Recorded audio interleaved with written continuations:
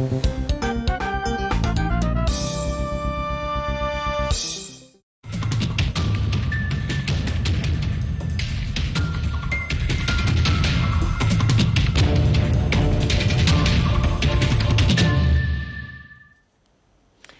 après-midi, mesdames, messieurs, et bienvenue aux 15h sur CRTV News. Bon après-midi, Guy Roger. Hello, Carlette, and welcome to another edition. Merci, et puis on commence avec les titres, c'est tout de suite.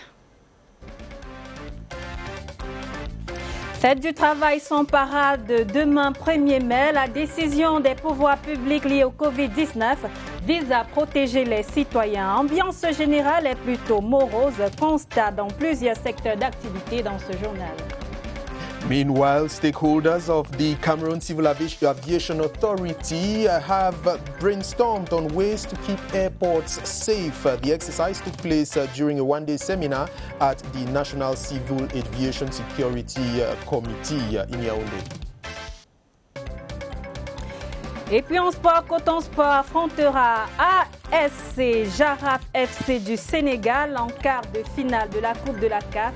C'est ce que vient de dévoiler la cérémonie de tirage au sort en cours en ce moment au Caire.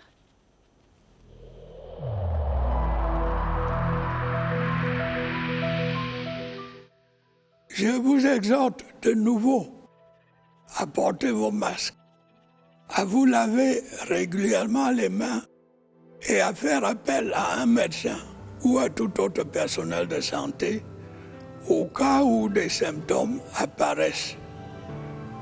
C'est le seul moyen de préserver les vies et de freiner la propagation du virus.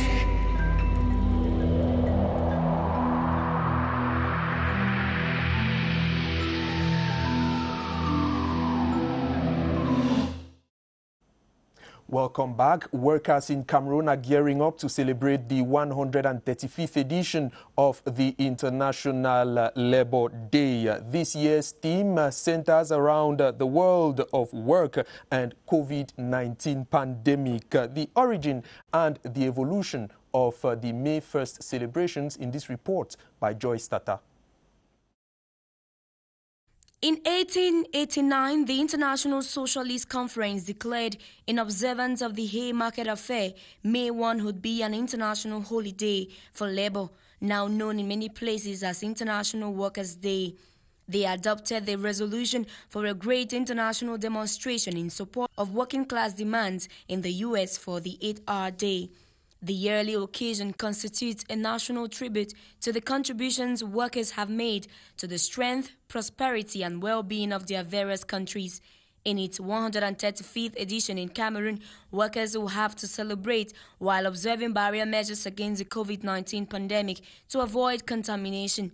Government structures, enterprises, as well as the informal sector have been holding seminars, roundtable conferences on the importance of healthcare rights in a health-challenging period. It will be a quiet celebration, but one which will allow workers to be proud of their input to society.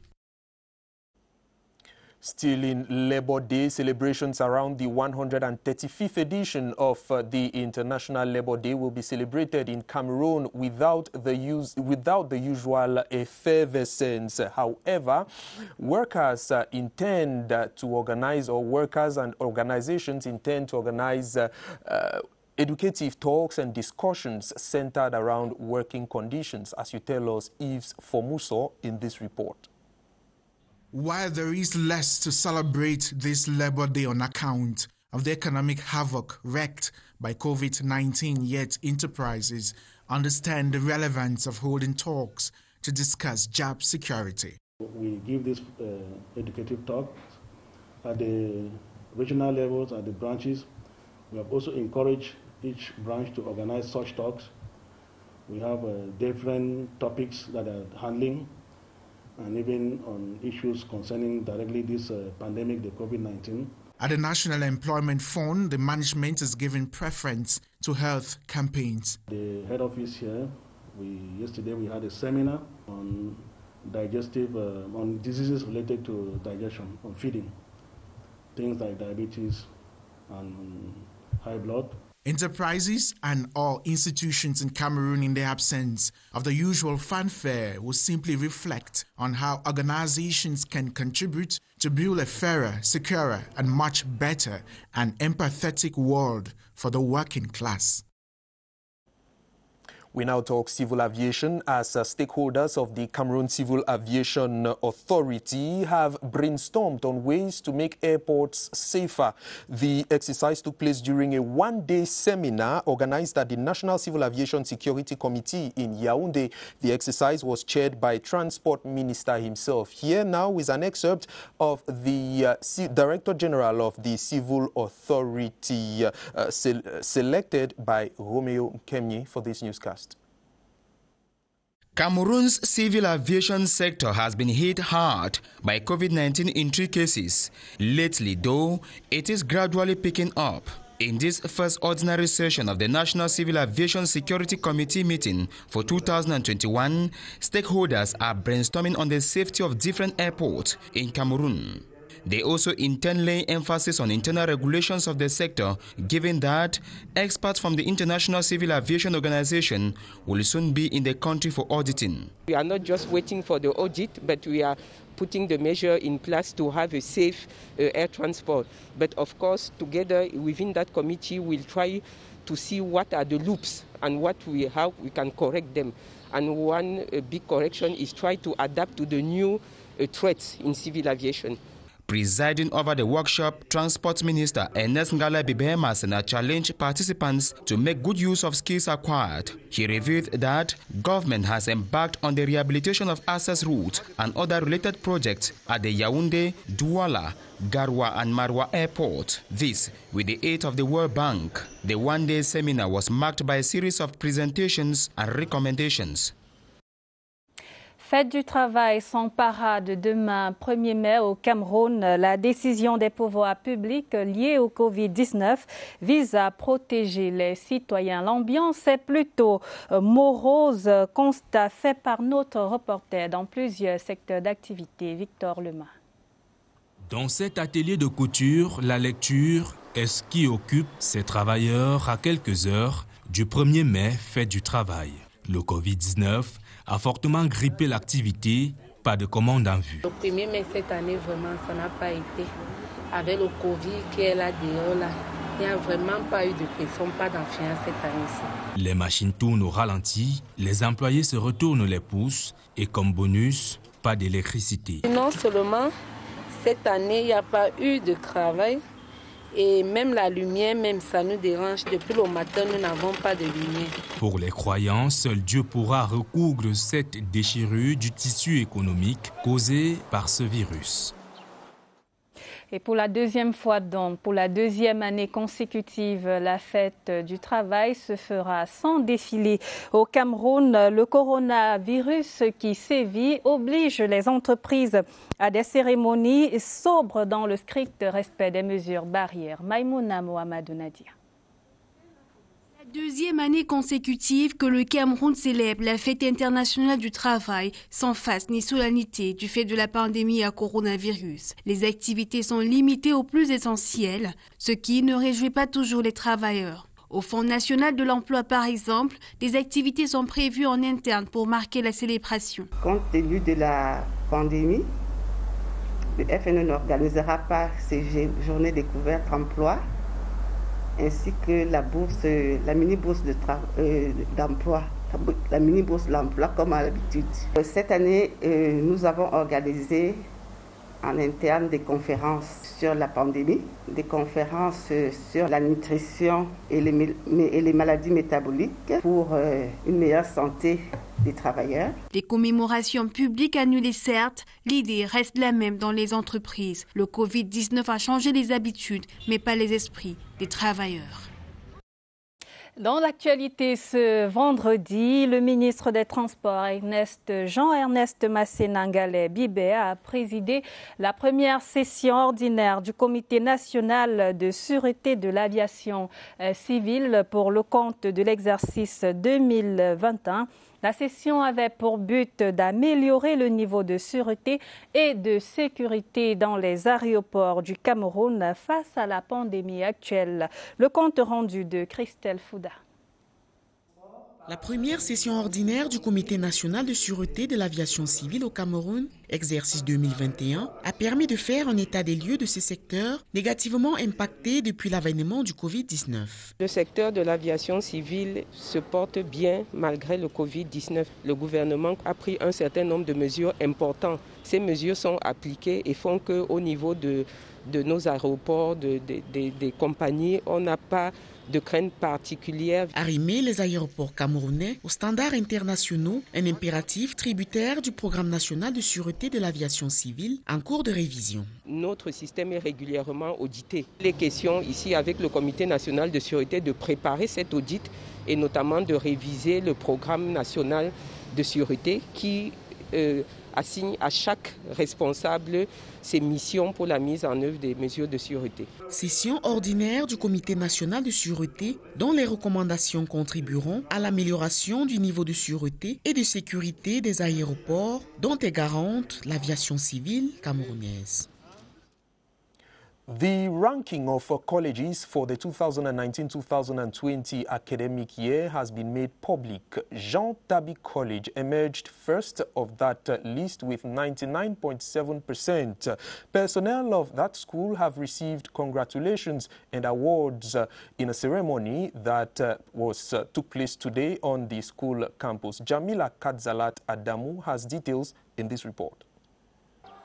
It is a school with proven track records. Collège Jean Tabi has since 2013 topped the list for best performance in official exams, scoring 99.7% last year.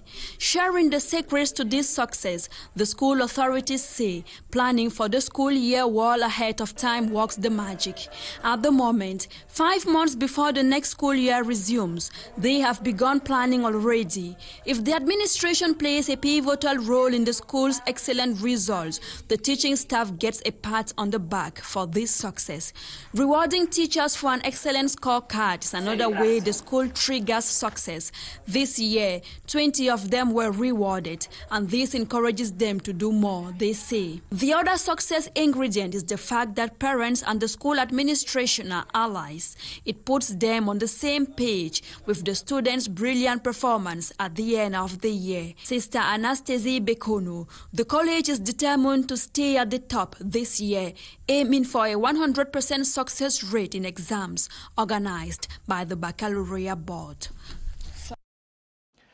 Taxpayers in Cameroon since the beginning of this year, that is January 2021, now pay taxes online. According to Finance Minister Louis-Paul Moutaze, the e-tax procedures will first be implemented in 4 major cities, that is Douala, Yaoundé, Bamenda and Limbe, and then extended to the divisional tax centers of regional capitals from April 1st, 2021 and to all the remaining divisional tax centers from July 1st, 2021. This e-tax system, according to the minister, is quite successful, and in this report we get details of the acceptance of this new procedure by Cameroonians. In Cameroon, in addition to bank cards, it is now possible to pay taxes via mobile money, a means of payment mostly used by the population. Since the 1st January 2021, there is no cash payment in taxation's office. This procedure is as simple as it sounds. The taxpayer have just to have an e-registration taxpayer card. The registration online. In that registration online, there's an account that we call in French, compte fiscalis. It is only on this base that it can go to the bank and pay his taxes. This reporter was at the Center 2 Regional Taxation Center in Yaoundé. Here we are told that 32% of the 2,700 taxpayers of this center have adhered to the new method. For example, for this day, 62% have declared online and 20% that are paid already by mobile taxi. The usually very crowded payment counters are now shadows of their old self. For the users, there are laggards. However, others are moving along with the change. To pay our tax online have many advantages. We can sit in our office and pay it directly without go out. During the period of 14 and 15, the traffic is high. You want to pay your tax without problem, pay before the 14. Many have expressed hopes that this new way of doing things will enhance transparency in the collection of taxes. 15 heures passées de plus de 16 minutes dans ce studio. Mesdames, Messieurs, vous regardez le journal sur CRTV News. Honneur militaire cette fin de matinée à l'esplanade de l'École nationale supérieure de police en hommage au commissaire divisionnaire Boniface Bagnolac Balema. Une cérémonie présidée par Jean-Marie Mvogo, inspecteur général à la Sûreté nationale, représentant le délégué général. Le commissaire divisionnaire Bagnolac, né le 8 juillet 1961, a passé 33 ans au sein de la police nationale et y a occupé de nombreux postes de commandement. Nommé chef du centre de traitement d'identification de la région de l'Ouest le 19 mars dernier, il n'a malheureusement pas pu assumer cette nouvelle fonction car rappelé à Dieu 11 jours plus tard. Et on parle éducation dans ce journal. Cérémonie d'excellence au collège Jean Tabi de Yaoundé. L'établissement confessionnel classé meilleur dans sa catégorie aux examens de l'office du baccalauréat a célébré ses encadreurs hier jeudi au sein de ses bâtiments. C'était en présence de notre reporter Martin Bagny. C'est sur ce chant de reconnaissance repris en chœur par ses enseignants à l'honneur ce jeudi au collège Jean Tabi de Yaoundé que débute la cérémonie de l'excellence par une messe d'action de grâce, durant laquelle le célébrant principal a invité ses artisans de la réussite du collège à redoubler d'ardeur au travail. Les responsables, eux, ont ouvert un pan de voile sur les secrets de ce succès. Il y a d'abord cette mobilisation de tous les maillons de la chaîne éducative. Et il y a aussi cette organisation rigoureuse et pertinente des activités scolaires, périscolaires, pédagogiques, spirituelles. Et il y a le suivi personnalisé des élèves en situation d'échec. Grâce au travail sans relâche d'un corps enseignant dévoué et à l'écoute des élèves, le collège Jean Tabi se démarque des autres établissements.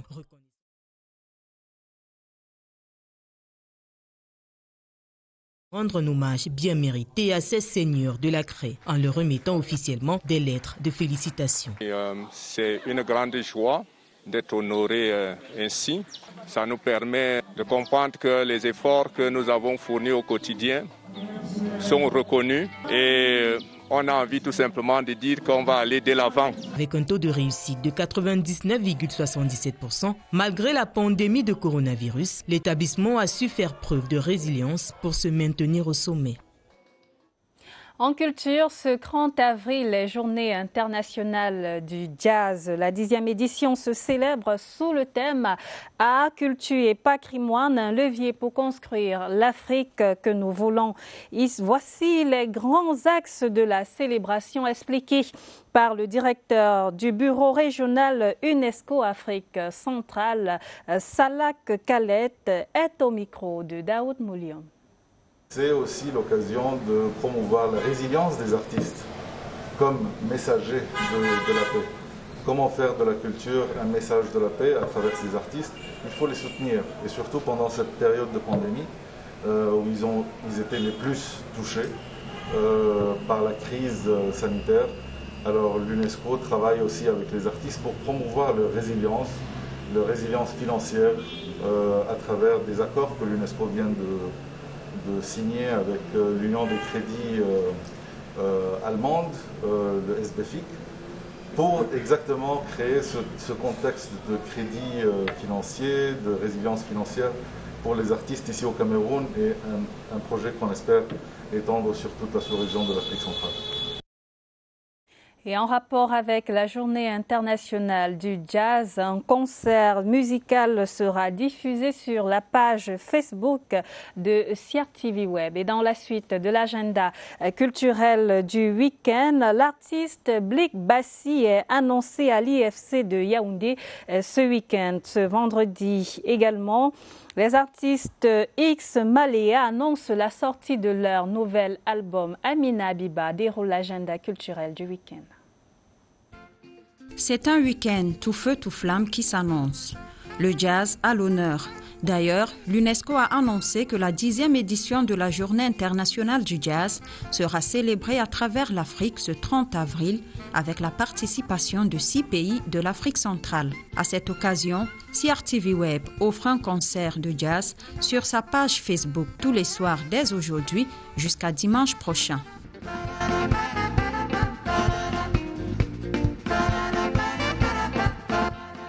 Da Genus est un artiste passionné de musique et de dessin. Il vient de sortir son nouvel album intitulé Safara. L'artiste vous donne rendez-vous ce soir à l'IFC de Yaoundé pour un concert slam et poésie. Le duo de l'heure X Maléa n'a pas fini de surprendre. Les deux artistes annoncent la sortie de leur nouvel album Back to the Road ce vendredi.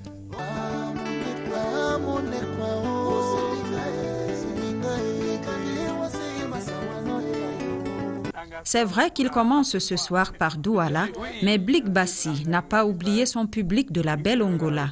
Il sera du côté de l'IFC de Yaoundé ce dimanche pour une prestation exclusivement sur réservation. Vous l'avez compris, le week-end sera riche en musique. Ne ratez aucun de ces rendez-vous. We remain within culture as we tell you that in this report by Staff Lady Joyce Tata, the Minister of Arts and Culture has received top-notch Cameroonian artist Sali Nyolo. She intends to organize sessions of training for young Cameroonians within the domain of traditional instruments and cultural music. She was received in audience by the Minister of Arts and Culture. Joyce Tata gives us details of that discussion. Sali Nyolo pictures a youth in the near future patriotic and versed with its culture and traditions. In an exchange with Arts and Culture Boss, as well as his collaborators, the artist presents her vision of starting 10 pilot schools in Cameroon to teach children Cameroonian songs and instruments. Distillé sur 6 mois. We came to suggest, for a period of 6 months, 12 learning sessions for 2 hours every week to be implemented in all our schools. So we plan on equally working with other ministries implicated. This to inculcate in our children the feeling of belonging. Minister Bidumpa received in audience a team to talk music solely this time around. An important field today invaded by imposters, they say. Over the next week or two, we'll be appointing regional coordinators that will be helping us to identify artists that, in every region. That will be a starting point to give us a sense of, who are those actors in the field and, before we can go into, what they need. Rich exchanges in a bid to step up artistic productions in the country as well as promote its cultural heritage at every level. We now talk sports. Sports and Physical Education Minister has urged McGill Construction Company and her subcontractors to hasten efforts to solve or ensure that the works on the Olembe Stadium respect delivery deadlines slated for November this year. This was during the minister's weekly visit to evaluate the level of works on the construction site. Baldwin Sama has the details in this report. Another visit to the Olembe Stadium to assess work progress 1 week after, as Minister Narcisse Mwele Kombi's first stop was at the Annex B Stadium, where work is ongoing on the athletics track, expected to be ready in the days ahead. A similar case at the Annex B Stadium, where work on the athletics track is at the foundation level. Accompanied by Minister Joseph Lay of Public Service and Governor Nasiri Paul Biya, Sports and Physical Education Minister visited the commercial center of the complex with workers busy placing tiles in some of the halls, while around the sections reserved for the hotel, work is progressing with some tiles already being placed in some rooms. During a brief working session with McGill and her subcontractors, Professor Narcisse Mwele Kombi called on McGill Construction to redouble efforts and ensure that the deadline of November this year for the stadium to be ready is respected. Et toujours en sport, Coton Sport affrontera ASC Jaraf du Sénégal en quart de finale de la Coupe de la CAF. C'est ce que vient de dévoiler la cérémonie de tirage au sort en cours au Caire. Et toujours en sport, 2 matchs de la 10e journée du championnat professionnel Elite One sont prévus au stade Omnisport de Yaoundé et de Bafoussam. En cyclisme, un nouveau centre d'encadrement pour les jeunes minimes et juniors verra bientôt le jour. Le projet a été présenté aux hommes des médias par la FECA Cyclisme. Martin Bani complète l'agenda sportif du week-end. Championnat du monde de catch, un combat est prévu ce soir afin de désigner celui qui représentera le continent africain aux États-Unis en 2023. Le duel oppose à partir de 16h au Palais des Sports de Yaoundé le Camerounais Michel Noudem au Nigérien Pauline Lee. Les deux hommes s'affrontent dans la catégorie poids lourd. En football, Coupe de la CAF, les qualifiés pour les quarts de finale de cette compétition sont connus. Il s'agit parmi les 8 équipes de Coton Sport de Garoua, la jeunesse sportive de Kabylie et des Nimba du Nigeria. Toujours en football, championnat professionnel Elite One, les matchs de la 10e journée se disputent ce dimanche au stade Omnisport de Yaoundé. Dans la poule A, 2 rencontres sont prévues à partir de 13h30. Yaoundé Formation sera face à Avion d'Unkam et à 15h30, AS Fortuna jouera contre Fovu Club de Baham au stade Omnisport de Bafoussam. En cyclisme, la fédération camerounaise s'enrichit d'un nouveau club, France Cameroun Cyclisme Formation, fruit de la coopération franco-camerounaise. Le projet a été présenté aux médias hier jeudi au cours d'un point de presse organisé par la FECA Cyclisme. L'objectif étant la formation des jeunes. Et hors de nos frontières, au moins 44 personnes sont mortes dans une bousculade géante en Israël.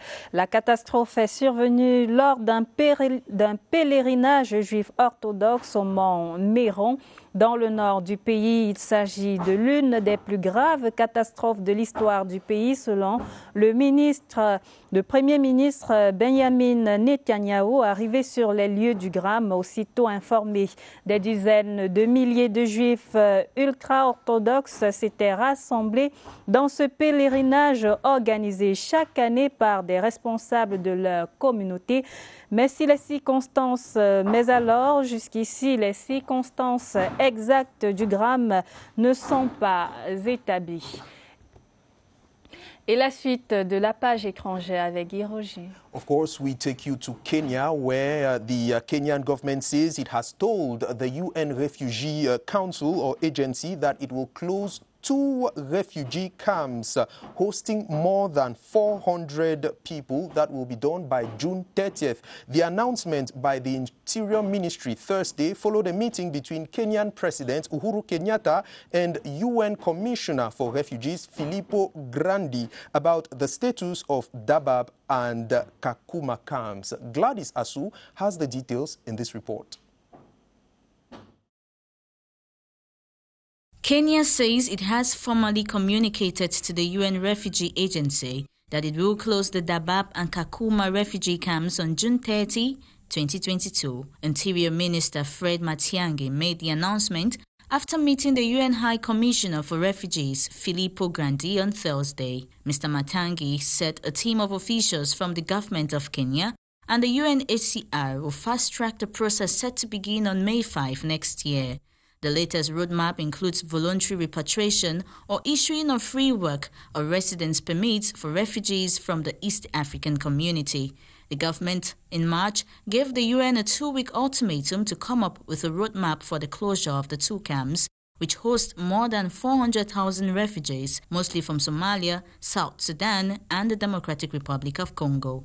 Kenya has been sheltering refugees for over 30 years, and the government now says its capacity to host them longer under the minimum standards of humanitarian action has been overstretched. Principal Secretary Karanja Kibucho added that the decision to close Dabab and Kakuma camps by June 30 next year is in the country's public interest.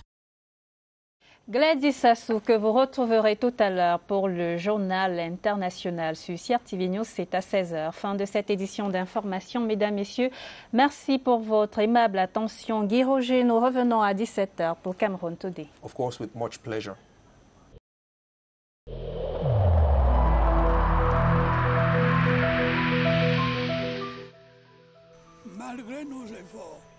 Despite our efforts, COVID-19 plunged many families into mourning and seriously hampered the functioning of our economy and society.